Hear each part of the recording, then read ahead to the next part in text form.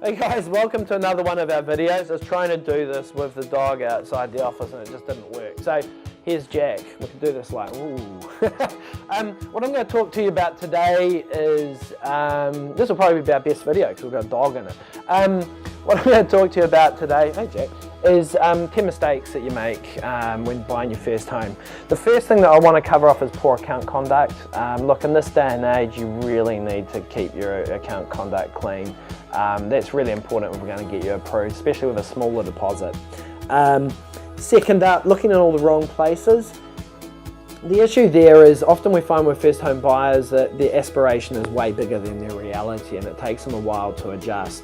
Not so bad in this market because everything's by negotiation. It was certainly a problem where we had a lot of auctions out there and people would just turn up to auctions and just constantly lose. I think that's one of the opportunities in our current market is that you can at least attempt to put something under contract and it gives you a lot more certainty.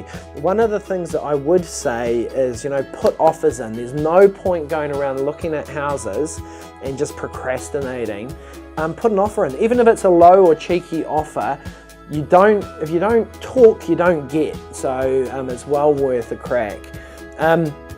And when you do buy a house, make sure you check everything works. There's nothing worse than buying a property and finding out on settlement that you're going to spend a whole heap of money fixing things that you just weren't expecting. Don't underestimate your borrowing costs. That's a really important one, and that these mortgages are expensive and people generally underestimate how much they spend month to month, day to day. When you buy a property, it is going to impact on your lifestyle, it is going to impact on your living expenses. Just get real to it as fast as you can. Paying the minimum, look, that's okay, but it doesn't give you a lot of flexibility if something goes wrong.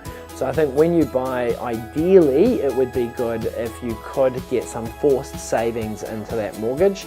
Also make sure that you're preparing and thinking ahead about changes in circumstance. That's something that will generally guide you through as part of the mortgage process anyway.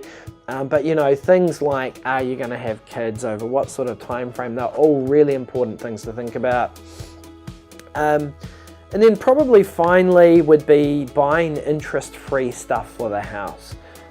Look, you bought the house, it's exciting, it's fun, but you've got to be careful that you don't suddenly build up a whole lot of consumer finance debt, because even if it's interest-free, you've got to pay it off at some point. And what you're going to find is that servicing is going to be quite tight and you're already going to have to be making some pretty big adjustments to your lifestyle. So if you can, avoid the extra debt. So hey, look, that's it for me and Jack this week, and I'll talk to you next time. Cheers.